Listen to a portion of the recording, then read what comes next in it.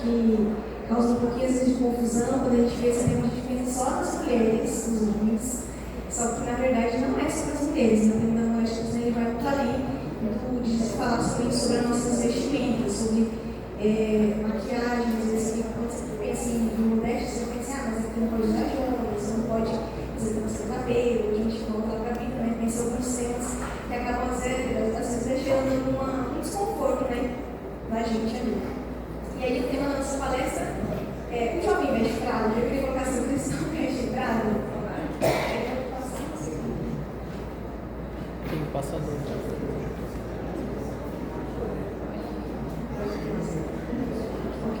Aí vamos conceituar aqui. Quando a gente pensa em modéstia, o que vem na sua cabeça? O que você pensa sobre modéstia?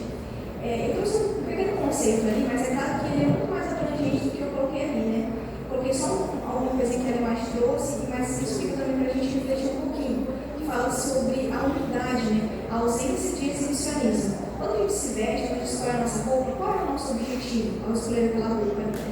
A imagem descreve que o vestuário ele deve construir graça, beleza, conveniência da simplicidade natural. Ou seja, você precisa sim estar bem. Às vezes a gente pensa que humildade é você se vestir de qualquer maneira, ou você não se sentir belo, ou arrumar seu cabelo, ou não escolher uma roupa bonita para você vestir, um sapato bonito, ou algum acessório que você goste. Né? Cristo nos advertiu contra o orgulho da vida. E nas lições passadas, acho que vocês devem ter estudado na lição dos jovens quanto na lição dos adultos, que o orgulho é o pecado assim, que mais difícil de ser combatido. Né? Porque às vezes a gente não tende a olhar para nós mesmos e nos enxergarmos orgulhosos. A gente pensa que, mas estou colocando isso aqui, não quero chamar atenção.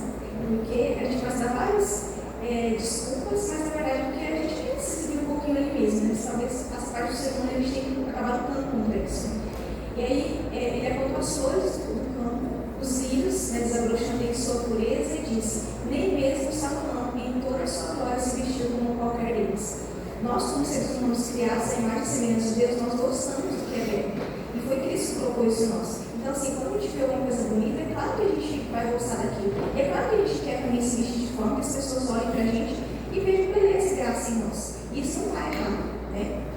Assim, pelas coisas da natureza, Cristo ilustra a beleza apreciada pelo céu, a graça modesta, a simplicidade, a pureza, a prosperidade, que lhe tornariam agradáveis na sua maneira de vestir. Ou seja, Deus gosta que nós usarmos, nós escolhemos uma roupa bonita para a gente poder ir no culto, né? Ele não quer que a gente seja aquele cristão relaxado, que se veste de qualquer maneira. Até porque nós temos uma identidade, né? Então a gente não quer que as pessoas olhem para nós e pensem que nós somos desleixados, né? Não é essa a visão que a gente quer que as pessoas tenham, né? De nós. Os princípios ensinados em 1 Timóteo 2, né, 9 a 10, falam que, como parte da modéstia cristã, a vestimenta ela deve ser caracterizada pelo bom gosto, fugindo de tudo que é provocativo. E aí a gente vai pensar em todos os aspectos da nossa vida, não só na vestimenta que a gente escolhe para a gente estar na igreja no culto de manhã, por exemplo. Eu nasci numa igreja lá no interior do Paraná que é muito tradicional. Então, nós mulheres, nós vestimos saias, vestidos para ir à igreja, e aí o vestido tem que estar ali mais ou menos na altura do joelho, sem decote, sem ser roupas provocativas, sem nada. Mas a igreja que eu frequento atualmente, a gente pode ir de calça comprida. É claro que assim, quando eu vou para a minha igreja tradicional, eu não vou de calça comprida, porque eu conheço e respeito aquelas pessoas, eu sei que talvez a minha forma de vestir vai causar escândalo naquele local. Não é que está certo ou está errado, é pelo costume que ali é adotado há muitos anos, e eu não vou ser uma revolucionária que vai chegar lá e dizer, não, agora eu vou mostrar aqui como se veste na modernidade. Não, eu tenho que respeitar a maneira como essas pessoas ali naquele espaço elas se vestem, para não causar escândalo nelas. E aí a gente vai entrar aqui no que está certo e no que está errado, mas sim no que é aceitado naquela localidade. Isso se chama bom senso. A gente tem que ter bom senso para se vestir. E respeito pelas outras pessoas também. Então a gente tem que pensar em todas as situações. Quando a gente vai para a academia, por exemplo, o cristão vai lá para a academia. Eu vou colocar um top para mostrar que eu estou bem treinado? Talvez, né? Se a pessoa vai ter um certo de conceito aí. Eu acho que não seria o caso, talvez. Então, se a gente colocar uma blusinha, se a gente vai usar talvez uma roupa mais uma malha assim que vai ficar mais perto do nosso corpo, vai colocar uma coisinha por cima, uma camisetinha um pouco mais compridinha, né? Para a gente acabar não chamando atenção para os motivos errados, né?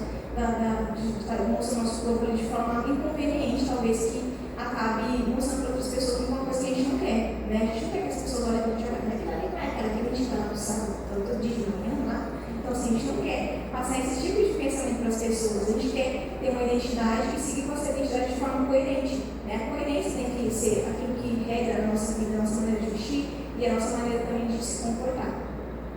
A beleza autêntica ela não depende de adereços físicos ou materiais, mas do exercício das boas ações em atos praticados em favor do próximo. É como se Paulo dissesse: você se torna belo e bela quando ajuda ao próximo, pois a beleza está no espírito desprendido. É claro que, como eu já falei, a gente gosta de coisas bonitas, colocar um presinho no cabelo, né? Mas a gente tem que entender que as nossas ações elas demonstram aquilo que está dentro do nosso coração.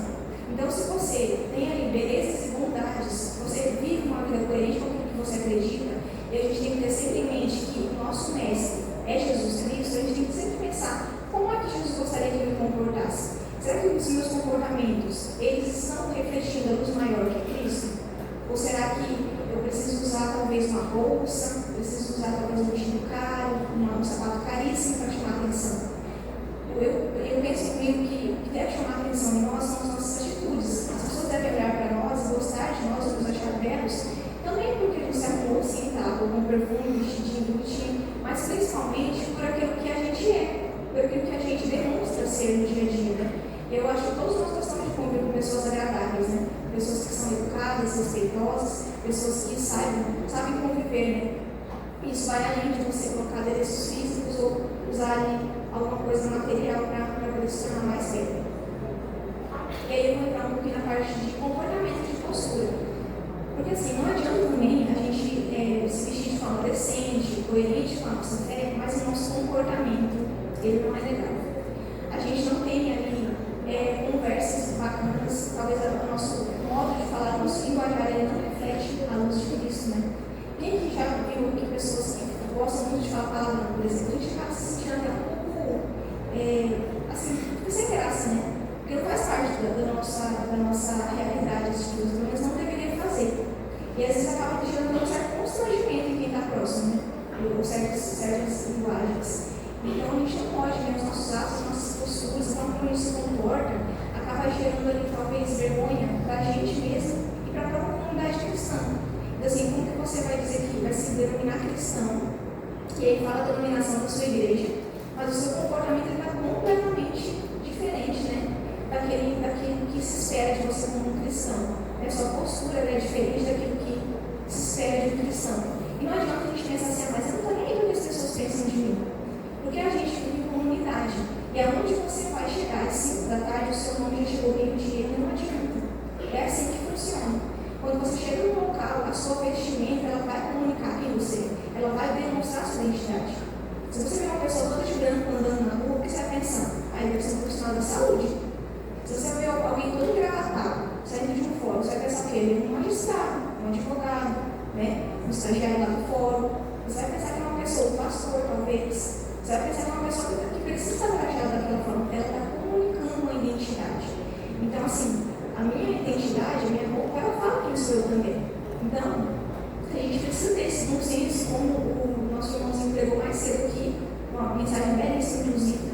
A gente precisa orar, sim, para Deus nos ajudar a decidir até as nossas roupas, as nossas vestimentas. Você tem que pensar em que ocasião você vai vestir aquela roupa, o que ela vai comunicar sobre você. Sabe o que você quer, qual o seu objetivo ao usar aquela roupa. Né? A gente tem que pensar nessas coisas também. Dessa forma, os filhos e filhas de Deus eles precisam comportar-se com pureza. Porque é isso que se espera. É um linguajar livre de palavrões, de maldizeres, de fofoca. Porque quem é que a gente não parece que a pessoa lá que vai pedir uma oração acaba fofocando dos outros? Isso também não tem a ver com modéstia cristã, é o nosso comportamento. Então a gente tem que pensar todas essas coisas, além somente de falar além da roupa, da maquiagem, né? É todo um conjunto que fala sobre a nossa identidade como cristãos. Isso serve tanto para mulheres quanto para os homens também. Identidade cristã, que eu tenho falado aqui. Todos nós carregamos um título de cristão. E eu não sei vocês, mas quando você se reúne, você não precisa falar que você é cristão. As pessoas acabam descobrindo que você é cristão. E a partir desse momento que você se batizou, quando você se batizar recentemente, ou já tem muito tempo já nessa caminhada, as pessoas elas esperam de você quase um perfeccionismo. Você não pode errar. Ah, mas a pessoa é boa, mas ela não é cristã. Mas ela não é adventista. Não é assim que as pessoas falam. As pessoas elas esperam o comportamento de nós. Isso é pesado para a gente sim. Mas eu acredito que a nossa caminhada cristã a gente precisa ter Deus, buscar na palavra de Deus e nos livros ali que nós temos à nossa disposição. E ali onde o Senhor fala desse livro Maraná, tenho certeza que ele tem excelentes ensinamentos para nós. Vamos ajudar a escolher as nossas lutas, a perceber como que nós devemos nos comportar, de forma que nós possamos ser aquela luz menor que aponta para a luz maior que Cristo. Que o nosso comportamento ele fale mais alto que as nossas palavras. Porque muitas pessoas às vezes têm estigma de igreja, de religião, tem estigma da Bíblia. E às vezes você vai ser a única pessoa que vai ser essa ponte, né? Vai ser a Bíblia que a pessoa vai ler, pelo seu comportamento, pelo seu modo de viver. E é claro que, como cristãos, se nós estamos próximos a Deus, buscando as suas vidas na nossa vida, frequentando a igreja, isso tem que, de alguma maneira, falar no nosso coração, tem que dar diferença na nossa vida. O que nós éramos antes da nossa caminhada com Deus e o que nós somos agora vai ser diferente. Isso também nos ensina que nós precisamos aprender a respeitar a opinião dos outros, que talvez seja diferente da nossa. Por exemplo, eu tenho uma amiga que eu estava conversando com ela recentemente, e ela tem mais ou menos 5 anos de conversão. Eu estou na igreja desde que nasci. E aí a gente acaba não concordando em todos os pontos sobre alguns determinados assuntos. E aí, assim, vai dizer, mas André, você está certo ou ela está certo? Talvez nós dois estejamos errados, talvez nós dois possamos estar certos. A questão é que você precisa dar tempo ao tempo para a pessoa conseguir compreender algumas coisas. Você não vai enfiar ela abaixo na pessoa, você está vestida desse jeito, não, você não pode estar vestida assim. Ah, você está usando isso, então você não pode estar vestindo isso. Porque às vezes a forma crítica como a gente se coloca, como a gente quer impor alguma coisa para a pessoa, faz com que ela se feche para nós. E às vezes ela sabe melhor disso do que eu, que ela é psicóloga. E ela sabe que às vezes a forma como a gente fala com a pessoa, isso vai fazer com que a pessoa aceite talvez aquilo que a gente está falando, ou vai se fechar completamente. Nossa, mas assim, muito chato. Mas que povo chato. Você vai lá na porta da igreja, às vezes você acabou de chegar, você vai olhar aqueles pés e vai dizer, não, mas aqui a gente está calços. A pessoa nunca mais vai voltar. Né? Então, assim, isso não é uma atitude amorosa de um cristão também. Né? A gente tem que entender que a gente precisa aceitar as pessoas como elas são e ao longo da caminhada elas vão conhecendo mais a Cristo e elas próprias vão sentindo necessidade de se tornarem mais semelhantes a Cristo. Né? E nós também. Nossa identidade fala disso, senão a gente vai tomando o nome de Deus em vão. Como é que eu vou dizer que eu sou cristão, mas o meu comportamento, a minha vida não tem nada a ver com cristão? Que tipo de Cristo é esse que eu sigo? Que é uma pessoa que não demonstra isso em atitudes, em atos, né? Nosso comportamento não condiz. Né? Como você tem se vestido? Né? Sabendo que a vestimenta ela afeta a forma como o mundo nos vê, como você tem investido ali na sua marca pessoal? Nós somos a nossa marca. E a nossa marca é Cristo, nós temos essa identidade. Então, toda vez que você vai escolher uma roupa, você tem que perceber se essa roupa ela comunica decência, se ela está de acordo com aquilo que você acredita, com aquilo que você prega, com aquilo que você tem aprendido ali na sua caminhada cristã. Né? Cuidado, tenha certeza de que sua aparência ela transmite exatamente a sua verdadeira personalidade e a sua ideologia. Não adianta eu falar uma coisa, mas a forma como eu estou me comportando, a forma como eu estou me vestindo, ela está completamente diferente. As pessoas elas não vão ver verdade em mim. E aí eu não consigo mais falar nada sobre a minha religião, sobre quem, sobre aquela pessoa, porque ela não vê coerência em mim. E nós, humanos, a gente tem muito essa questão de falar uma coisa, mas dizer uma coisa completamente diferente.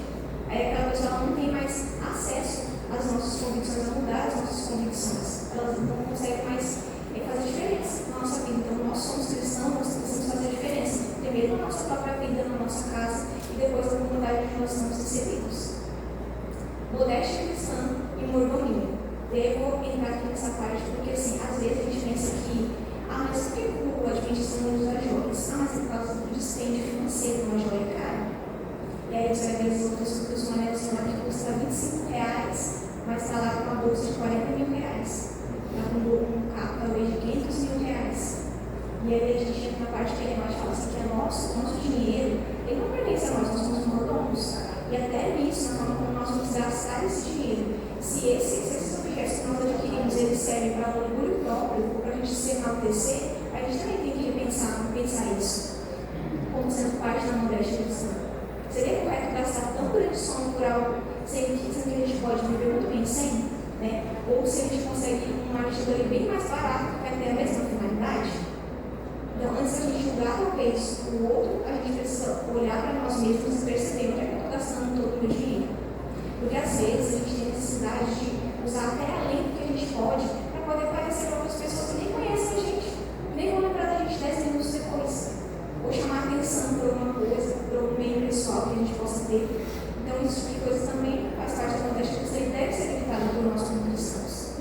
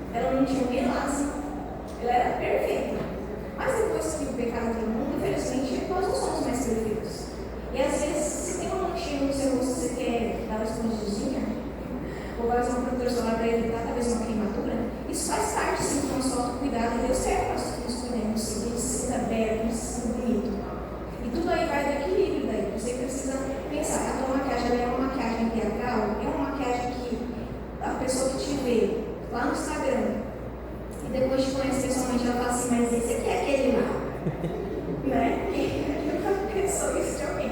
Então, assim, a gente tem que usar na medida que as pessoas não vão achar que nós somos outras pessoas. A gente tem que assumir a nossa identidade, sim, ali, usando as coisas com equilíbrio, né? Se você se sente bem em usar o batomzinho, use o seu batomzinho. E se tem outra irmã que não gosta de usar o batom, ela não vai ser mais santa ou melhor do que você. Porque às vezes a gente tem que julgar o outro porque ele não faz o que a gente faz. Eu fui vegetariana por 8 anos e eu me achava melhor do que os outros que não eram vegetarianos. Eu pensava que eu era mais santo do que quem não era vegetariano. Até que eu comecei a ter um monte de problema, porque eu não estava me alimentando direito, tive que voltar a comer carne também. E já para cá minha vida do outro meio. Parei de comer carne, eu tinha 16 anos. Não vou contar a metade aqui. 16 anos pegando isso. Mas enfim, faz 3 meses que eu já voltei a comer carne. Mas eu passei 8 anos sem comer carne. Eu também passei muito tempo sem fazer outras coisas e achava assim, não, mas eu sou melhor que aquela pessoa. E aí eu entro num ponto pior ainda, que é o ponto do julgamento. Porque Deus ainda não nos deu a capacidade de julgar o outro, porque a gente não conhece o coração do outro. Só que tem esse poder e adquirir esse direito é Jesus Cristo. Só ele sabe o que vai acontecer de cada pessoa. Então nós não vamos julgar essa pessoa que usa, a outra pessoa que não usa. Eu acho que tudo vai ver equilíbrio, de você ter o bom senso de saber que você carrega uma identidade. E assim, é você com Deus ali. Será que Deus andaria comigo aqui tranquilamente do jeito que eu estou vestida, ou como estou colocando alguma coisa no meu rosto, no meu cabelo? A gente tem que pensar nisso. O que pode e o que não pode?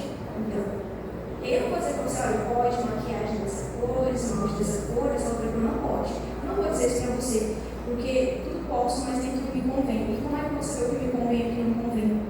É você com Cristo, na sua caminhada com Cristo lá, orando. Será que se eu usar um batomzão muito acima na igreja, vai chamar a atenção, vai acabar escandalizando para as pessoas? Talvez não seja ideal. Será que talvez se colocar um rio imenso no meu vai chamar mais atenção do que as minhas atitudes como cristã? Se aquilo que você está usando chama mais atenção do que aspectos de caráter que chamam atenção, então talvez seja ali o seu ponto de equilíbrio. Né? Você tem que buscar coerência de se vestir com decência, com modéstia, de forma a não chamar a atenção para os motivos errados. E aí você vai lá, olha a Deus e fala, será que eu posso usar isso? Será que eu como cristã? Eu vou estar transmitindo a identidade da minha religião, ou daquilo que eu acredito? Será que isso transmite a identidade do meu mestre, com Jesus Cristo? Se a sua resposta for sim, você usa, se for não. Aí você pede para Deus tirar tudo isso do seu coração, não usa mais. Ser relaxado, mal arrumado, né? Também é uma forma de ignorar esse princípio, porque chama muita atenção. Quem viu aquela pessoa toda desleixada, quem que sempre vai querer sentar lá para uma pessoa pedida, por exemplo, na igreja, 4 horas, sentar lá uma pessoa que não lembra de passar muito desodorante? Quem é que vai querer? Ninguém quer, gente. E assim, nem é isso que Cristo espera de nós também. Então, assim, a gente cheirosinho, bonitinho, bem assiado para a igreja, isso também tem a ver com modéstia cristã. Isso também é revelar quem Cristo foi. Né? Porque a gente está sendo o espelho da nossa igreja, da nossa religião. E vocês aqui como líderes, vocês carregam um papel ainda mais importante, porque vocês são influenciadores. E nós, como seres humanos, nós influenciamos pessoas, somos muito influenciados também. Talvez, você não precisa falar, talvez, daquele jovem lá que está talvez se vestindo de forma inadequada, se comportando de forma inadequada. Mas com o tempo, ele começa a conviver com pessoas que têm um comportamento ali e uma forma de se vestir, ele mesmo vai pensar, mas hoje eu não estou me sentindo bem de estar ali porque eu me visto assim, então hoje eu vou me vestir mais parecida com eles, vou falar de forma mais parecida com eles. O próprio convívio vai fazer com que a influência torne as pessoas mais semelhantes também a Cristo. Né? Se a gente precisa chegar lá, já tentar impor alguma coisa. Ou aquela pessoa assim, não gosta de ficar tão assiadinho assim, você pode de uma maneira bem educada, talvez falar para a pessoa, sempre com muito jeito, sempre com muita oração também. Né? Quase ninguém pensa com essa perspectiva, mas deveria ser relaxado, não é uma atitude conveniente para o cristão. Né? Até porque, quando a gente pensa em cristão, pelo menos eu sempre, quando eu penso em alguém cristão, eu penso em uma pessoa alinhada, bem vestida, arrumada, modesta. Acho que essa também deve ser o pensamento de vocês, né? Deve ser.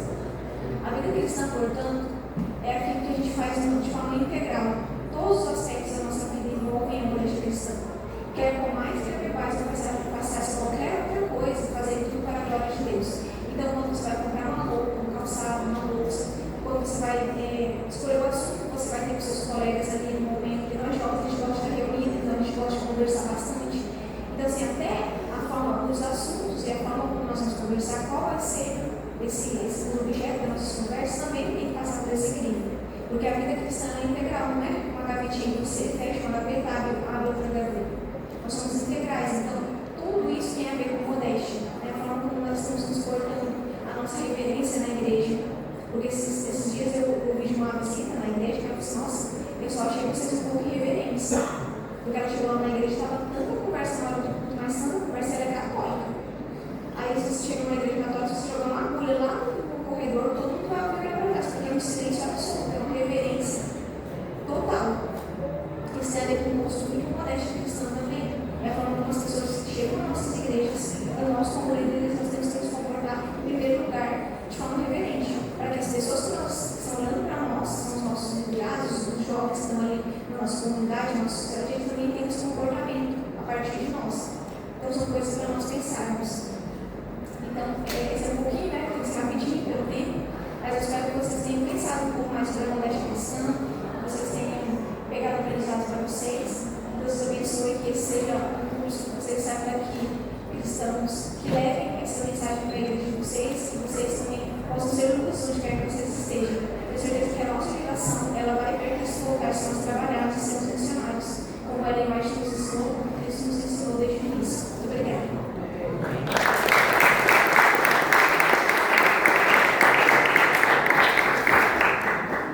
Eu vou passar aqui para a Deise, ela estava super envergonhada aqui, só para ela agradecer, porque foi um convite feito por ela, Deise, essa amiga, e vou deixar esse momento. Legal, Elida. André, obrigada por ter aceito, por ter vindo aqui. A gente separou um negocinho para você, obrigada. E pode sempre, tá? Vocês gostaram, né, gente?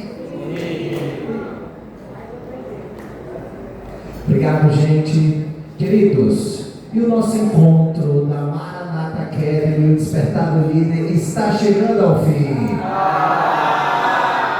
Poxa vida, vocês gostaram? Sim. Passou super rápido o tempo, né? E o objetivo era exatamente esse: a gente se reunir, se encontrar e deixar esse gostinho de quero mais. Porque com certeza terão outros encontros para o cumprimento de outros requisitos.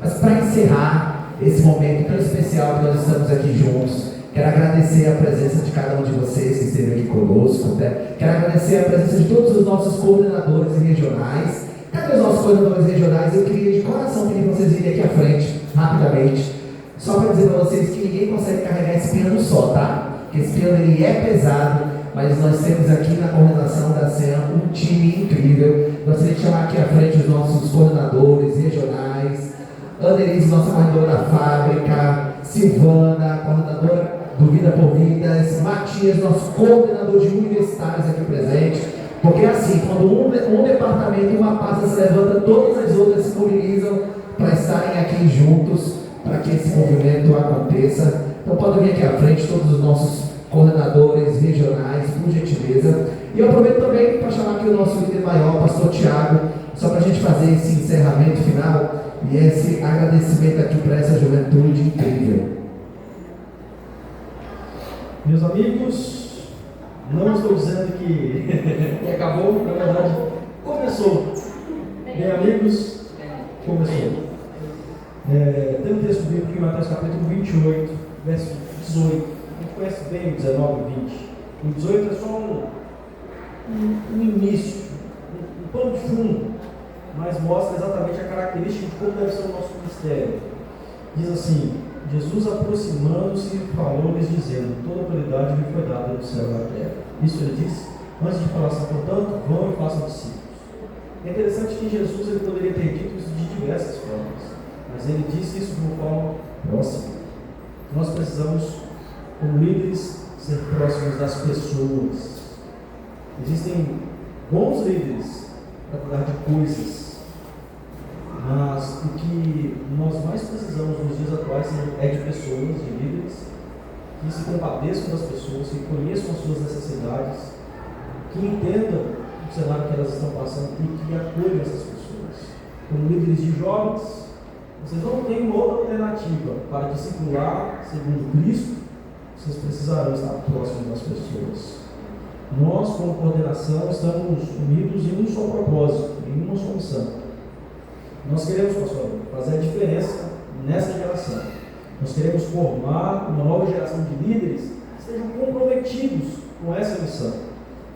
Eu quero frisar simplesmente 4 coisas: Maranata Class, PG Jovem, Maranata Adoração E a nossa missão? Santa Leve é a missão que nós fazemos todos os meses em nossas diversas atividades. Essas 4 coisas não podem faltar dentro da nossa estrutura de discipulado.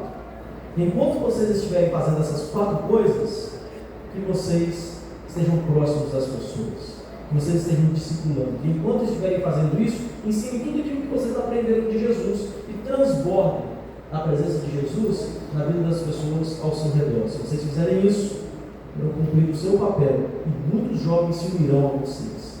Os jovens, eles até gostam das coisas que nós fazemos, mas eles vão seguir pessoas, eles irão seguir vocês. Pastor Lu, queria pedir para o senhor fazer uma oração especial por essa coordenação, por essa liderança, e dizer que nós estamos juntos com esse propósito, a honra e glória do Senhor Jesus.